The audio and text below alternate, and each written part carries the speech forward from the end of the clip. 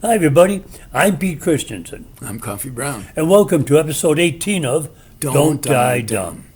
We have no comments today because we're doing two right in a row, and because of that, we have some subjects that we're going to get to here. Right away, let's talk about student debts. People that take on master's degrees, the debt must be staggering. I've heard $100,000 to $150,000. How many years does it take to dig out of that? So, I work in the university system. I've been both an officer on the faculty, I've been faculty myself, and now I'm a volunteer in the university system. And this is something I think a lot about. There's been a lot of discussion of student debt and is a higher education degree really worth anything? And the short answer is yes, a higher education degree is still statistically associated with much higher lifetime earnings. Although I'm with Pete that I'm also a big fan of trade schools. So for the moment, we're talking about university-style education, but I am actually a giant fan of trade schools as well. And if we get to the next section, you'll see why they're more important perhaps now than they were in the last couple of generations. As far as student debt goes, one of the things there's two things that are really driving student debt. There's more than that, but two that I want to talk about right now. One is that we're used to things getting cheaper and cheaper. This computer that we're working on right now is much less expensive now than it would have been 5 or 10 years ago. Everything is getting cheaper and more compact relative to the power and stuff that you get, except for things like healthcare and education, which are getting more expensive faster than inflation. How is that fair? And the answer is, these are areas that still require expert humans, and expert humans are expensive. So you can manufacture computers at scale, you can manufacture AI at scale, but you can't manufacture college professors and physicians at scale. That's not 100% true because AI is offloading some of that work, but it's not going to completely offset inflation most likely. So the fact that these are human-centered jobs, if you look at it, you would see the same thing with childcare. It's also growing in cost faster than inflation, because inflation averages things where you have to pay human wages enough to live on, and things like manufacturing and electronics, where we're getting ever more efficient. So inflation is always going to be between those extremes. Things that require humans are going to they're going to inflate faster than the average rate of inflation, and you can't get around that. Now, the second aspect of it is that a lot of people start college before they're ready. And there's a lot of resistance to testing to get into college and university.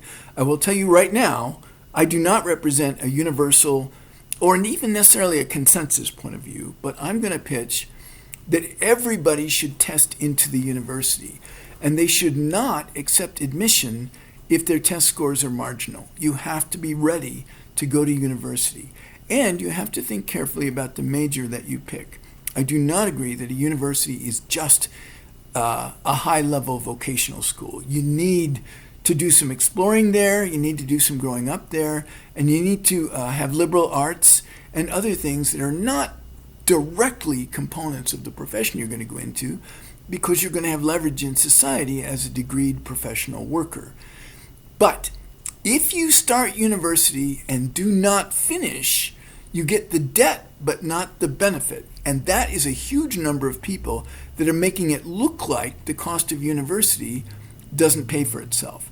That is incorrect. It does. The investment you put in is still one of the very best investments you can make at 20 if you actually go through and get a degree in a field you can support yourself in. So the mistakes you want to avoid is don't start until you're ready to commit, and don't pick a field you're not likely to get a job in. That would include don't pick a field that AI can easily replace. A big problem that's happening right now is that business people and legal people have tended to go into unpaid internships for a while, transitioning from college to their profession. Mm-hmm. I think that's a terrible idea, by the way. I think it was always a terrible idea. That was never reasonable. But apprenticeships have always worked that way. However, the exact kind of work that unpaid interns used to do is the stuff that AI can already do. And as a consequence, these unpaid internships are getting harder and harder and harder to get.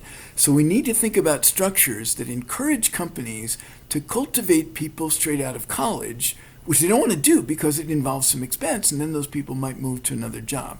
We need to think about how to make that more appetizing to companies. That is a real problem. So business is a good degree, but it's a degree you have to be in the middle of, like you have to be in sort of mid-career before it's really paying off for you. It pays off big time when it does, but it takes a while to get there, and we don't have the onboarding we used to have. One of the problems that people have with higher education, especially if you're poor, I grew up very poor, and one of the problems I had was it seemed completely out of my reach. It seemed like there was no way I could ever afford to go to college. And when I checked into some of the local colleges, I couldn't. I grew up in Wisconsin, Marquette, UNM. It seemed impossible to me. But there's two things you can do. Go down to your local bank. My uncle told me, go down to the local bank. There's an old lady that died. She left all kinds of money for kids. So I went down and I told banking official, I said, I want to get some of the money scholarship left for people from this old lady that died. He said, I don't know. I said, no, I've been told about it by all these people. And he said, sure enough, and he found me, and I went back to my uncle. He said, I made that up. I had no idea. He said, but I know there's always an elderly person that leaves money. Banks know about it, and they don't tell you. And what I did, so I had a little bit of money to start with, but not enough to get into a college. I wrote 23 trade schools and colleges and extensions across the state. And I sent them my high school transcript. 3 of them came back and said, we'll give you partial scholarships, and one said, we'll pay for the whole deal. And that's how I got my bachelor's. But otherwise, I would have never. But don't forget, there are ways around this. And also, CLEP test. When it comes to taking your admission test, you can CLEP out of a lot of classes. You might want to explain what CLEP is. Lincoln could have CLEPed out of all his classes. You take a test and they say, well, he doesn't have to take Spanish. He's had 2 years in high school. He knows enough. Because there are requirement classes you have to take, you can get out of a bunch of those, which will save you a lot of money in the long run. Right. So there are ways around that, but it ain't easy. And I feel bad that we stopped our DEI programs to help minorities. So many people who come from agricultural backgrounds are minorities, and they have no chance. That gave them a little bit of a chance. And they've been very productive. I think it's for every $1 you spend on education, you get $7 back. So I did some research on this just a couple of years ago for a thing I was talking to the university about.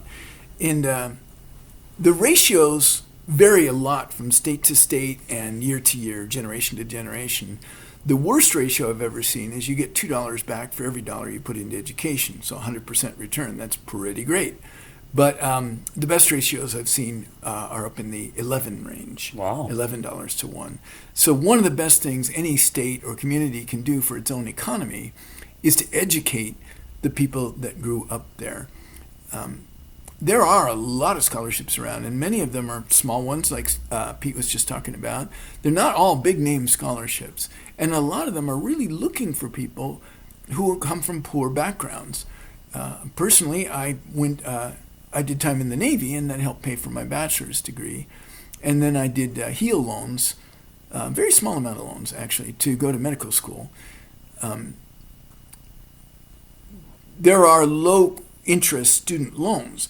And when people complain that their student loans are excessive, my first thought is, did you graduate from college? Did you do it in a reasonable amount of time? I don't think everybody has to graduate in 4 years because exploring is important. But if you're taking longer than about 6 years, you are going to have a disproportionate debt.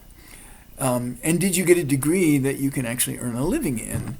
I was an art major for a long time. I wasn't going to probably earn a living from that. And I actually graduated with degrees in sciences, but without any specialties. And the net effect was that without medical school, I would have needed some other degree or some other specialty training to be employable. So think about the viability of the degree that you're choosing, but don't treat college as if it were nothing more than a vocational school. It's so much more valuable than that. But how many jobs will be eliminated by AI? How do you know when you go into a field that it's not something you're wasting your time getting into? Right. Again, something I've been looking into a whole lot lately. A lot of technophiles, and by the way, I am one, would say that in the past, people have worried that robotics and computers would take too many jobs away from human workers. And they argue that those things created more jobs than they destroyed by creating more affluence and more efficient manufacturing and so forth. Whether or not that's been true across the board in the past, and we know that robots have taken away a lot of manufacturing jobs, it is probably, I wouldn't bet on it being true in the near future. AI is already making inroads into my field of medicine. So AI is making movies, actors are protesting against AI actors, and the only reason they have to protest is that they're pretty credible actors. They want rules against making movies with AI. And a game, it's called Claire Obscure, just lost a prestigious gaming award because they had used AI for part of their work. But the only reason people are trying to put up these barriers is that AI is making these inroads because it actually works. So I think we are going to hemorrhage a lot of jobs to AI and robotics. Americans talk about bringing manufacturing back here. Besides the fact that it would turn our landscape into an industrial dystopia, it's also the fact that that is exactly what robots do better than humans do. It's repetitive work that you can teach machines to do. So manufacturing is not how we're going to get full employment for America. In fact, what will be driven is more service jobs, including at the professional level, like doctors and teachers, and at the more vocational level, like servers. A friend of mine was a waiter in college, and I asked him what was his grand plan. When he got his degree, what was he actually going to do? And he said, I'm a waiter. This is my profession. I didn't understand that until he started telling me how important it was to learn every client, learn their preferences, read people quickly, and be able to provide for them an experience that would make them want to come back. He used to take his vacations in Europe and go to different restaurants so he could study why they were 5-star restaurants. This guy was a waiter, but for him, waiter was with a capital W, and it was a profession, and he completely changed my understanding of service professions. I think a world in which our value to each other is that we are human beings bringing value to each other isn't such a bad future. But if that's where we're going, we need to start planning for it. Now, Project 2025 says we can improve our society because there's too many people and not enough money to go around. We have to get rid of the elderly and those that are not making money. And the point being that some people say we improve our society if we make everybody rich or make the majority of people rich. I think it's more important to make the majority of people happy. Is there a way to end poverty? Positive psychology is crystal clear on part of what you just said, which is that the way to make a society that people feel better about is to reduce the wealth disparity. I did not say flatten, I said reduce. The notion that there is not enough stuff to go around, so we need fewer people, is just retarded. There is way more than enough wealth in this country for everybody to be upper middle class. Of course, if it were suddenly distributed evenly tomorrow, we'd have massive inflation until things re-equilibrated. But when you look at the amount that people like Bill Gates and Elon Musk and now President Trump have socked away, if we distributed the wealth on a curve that was like 10 to 1, the poorest people on that scale would be doing pretty well. There is way more than enough to go around. And there has never been a shortage of anything. You can outbreed any resource. And the Anasazi did that in the ancient past. It's been done all over the world. The Easter Islanders did it. And we're doing it. Now, at a time when, by the way, it's just come out that we've been way underestimating the population of the globe. It's probably more like 10 billion than 8 billion. It's too depressing. Don't get It is depressing.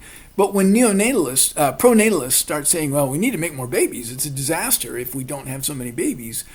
No, what we need to do is contract the population. We can't solve anything in such a way that we can't outbreed our resources. We can always outbreed our resources.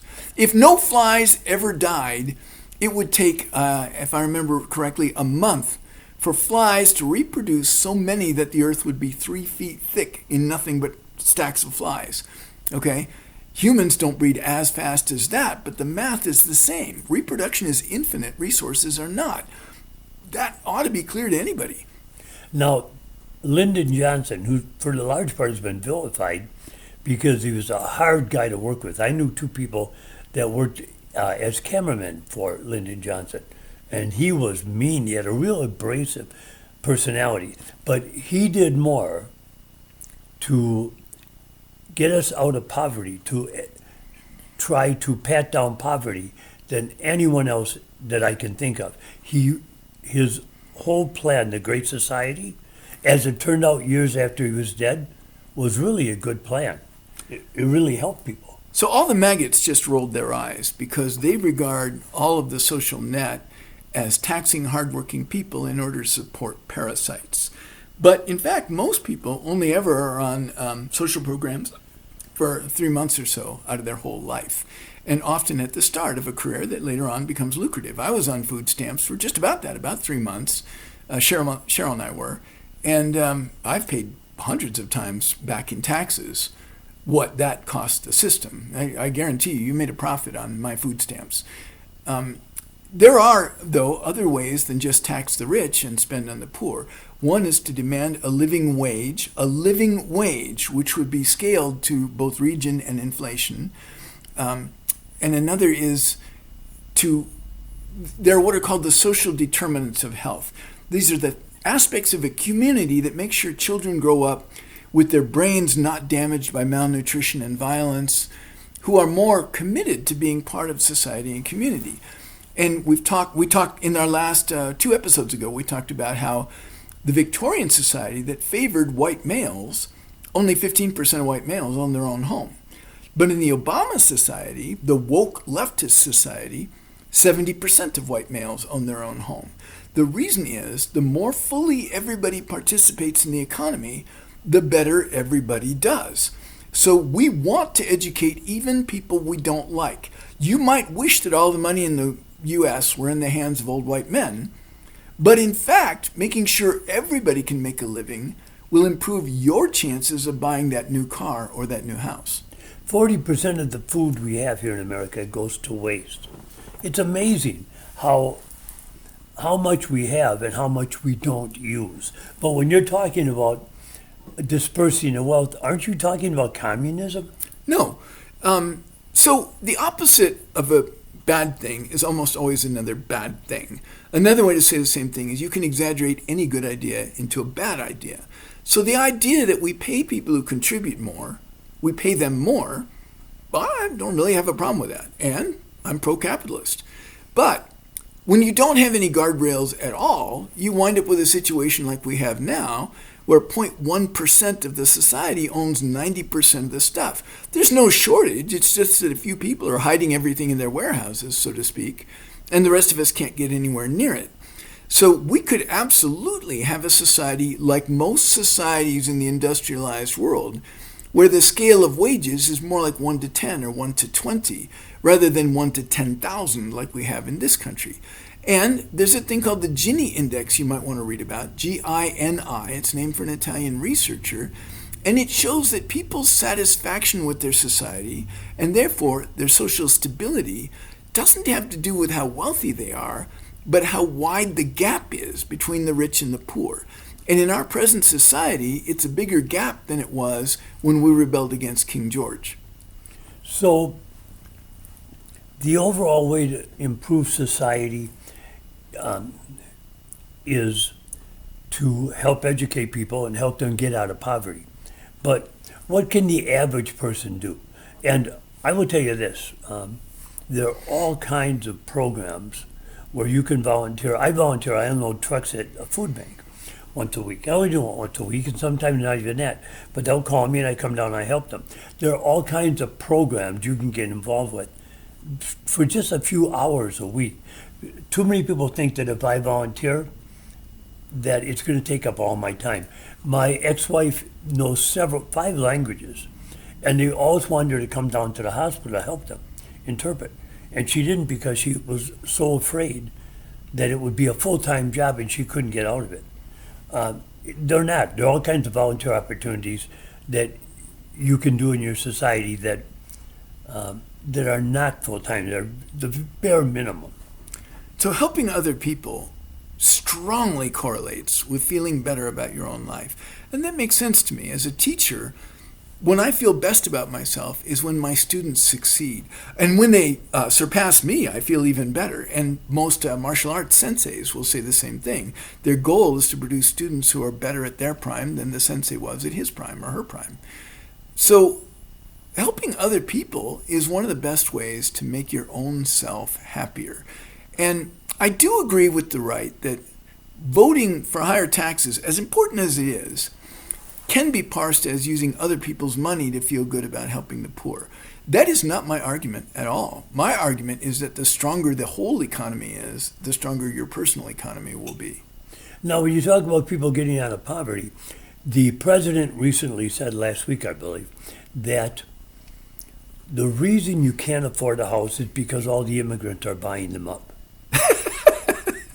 Hey, I worked 4 years ago, I worked out in the fields, and I saw pregnant Hispanic women picking up rocks, big, the size of double size of a football, and dragging them out of the field so the machines wouldn't hit them. I don't think she bought a house. I think the whole idea, I don't know who would believe that. We've got to get past this. So immigrants in general tend to be entrepreneurs. Why is that? Is there something special about being Italian or African or Japanese? No, it's because if you're somebody who's willing to leave all your roots behind, move halfway around the world and start over, you probably have an entrepreneurial spirit. And it lasts for 2 or 3 generations in the new country. When Americans go to other countries, we tend to be the entrepreneurial ones. It's not a difference in ethnicity. It's a difference in what kind of person moves halfway around the world to start over.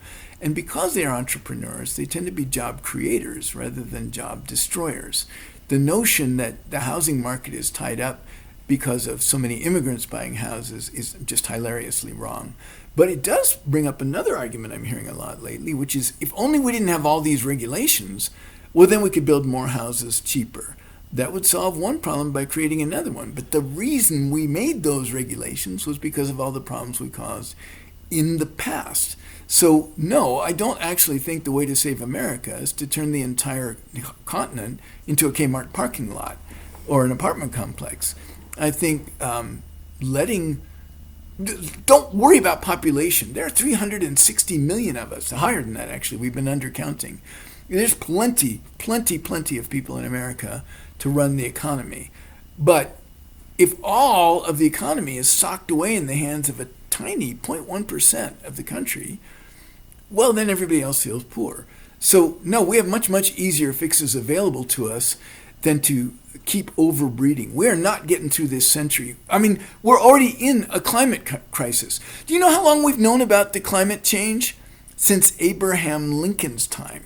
The famous hockey puck graph in the mid-70s that made everybody aware was when the inflection point, the graph showing the temperature rising was gradual and then it got steeper. That was in the 1970s. That's what the hockey stick refers to, is the change in angle in that graph. So we've had 150 years of warning and more than 50 years since the shit hit the fan, and we still have people going, oh, it's a Chinese hoax.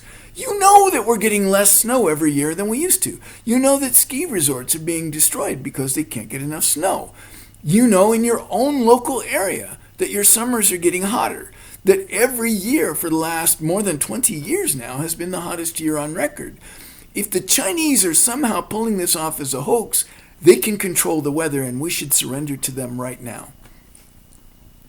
Okay, we have some time left, and I want to talk about the art. I want to talk about art in general. We both paint, but I wouldn't consider myself an artist in any way. I paint because I enjoy it. It gives me a creative outlet. And when I hear someone say, well, I went up and I tried comedy, and all my friends made fun of me. No, that's your creative outlet. Go for it. Someone tells me, well, I'm going to learn banjo. And people go, you have no musical talent. People put down people to try something different. I think art is important no matter what your art is. The reason I bring up painting is because I think it tells a lot about us. Some people don't have any art in their house, and that's okay. Maybe they like the architecture. Maybe their art is walking outside or doing gardening or something. But I think it's integral to our personality and to a well-balanced human being. Yeah, the notion of art as something we all do rather than something that artists do, I think is really valuable, and I'd love to see that become much, much more part of our cultural conversation. I don't tend to tell people about my own hobbies because they always say, do you compete? Did you get a medal? Yeah. Are you making any money at it? And like, those aren't the things I'm interested in. And so I just rather avoid the conversation. So for the most part, I do not discuss my hobbies with other people, but I would like it if we had a cultural expectation that we all have hobbies and they don't have to be competitive, you know. I do karaoke night. Really? Did you get a medal? No, I just do karaoke night. I'm a bad singer. Well, then why are you doing it? Because I like singing, you know. Sure. By the way, karaoke is not one of my hobbies. I really am that bad of a singer. I've only done it once. I was performing out in Minot, North Dakota. Shows you where my career went. And I had two African American guys that were opening for me. And I said, I'll sing an old soul song, and you guys do the moves in back of me. I don't want to offend you. And one of them said, offend me? That'd be great. And we went up and did it, and it was so corny, we got a standing ovation. And when I got off stage, somebody said, you were terrible. I said, I know. Like they had to remind me of that. Sometimes terrible is fun, though. Oh, yeah. I was listening to an old country western station today, and the older songs were, You're Good Girl's Gonna Be Bad Tonight. Some of the titles and the lyrics were so funny that it was good.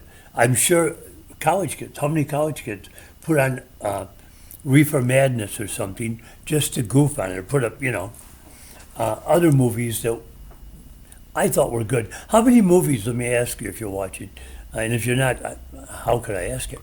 But how many movies did you like as a kid that you watch now and you go, man, Dave, what happened? I made that mistake once and I never will again. The original Star Trek series was so cutting edge, but when you look at it now, it's high school acting with cardboard props. It's just unwatchably bad. But you cannot overestimate how important it was culturally in its day. And for that matter, Star Wars. I mean, a lot of people have commented that George Lucas cannot write dialogue. But Star Wars made science fiction A-list movie material, and we have a lot. The reason we have Avatar is because we had Star Wars. I watched the trailer for Star Wars in a theater when Luke comes across with Leia on his arms and they swing across like a vine like Tarzan. People laughed, and I remember hearing the people in back of me saying, "Oh, this thing is going to bomb so bad." I don't think people realize, because sci-fi right now is so popular. I don't think people realize how much yearning there is for more education to know the unknown. And my favorite science fiction is hard science fiction, the kind that's actually based on speculation, extrapolations from what we actually know or believe now. And I'm going to make a pitch for a movie coming out this summer. I have nothing to do with, no personal stake in this, but a movie called Hail Mary. It's by Andy Weir, the guy who wrote The Martian. If you like The Martian, yeah, I did. This would be The Martian, but I would say with orders of magnitude more entertainment value. And I don't want to tell you much about the plot, but Hail Mary, coming out in March, I think is just going to be a great science fiction movie in the sense of exploration and extrapolation. So Star Wars, and I love Star Wars, don't get me wrong, but Star Wars was space opera. Star Trek was science fiction. It said if this were different, what else would be different? It was speculative fiction dressed up in science fiction. So it's not the presence of rockets and ray guns that makes it science fiction. It's the presence of speculation.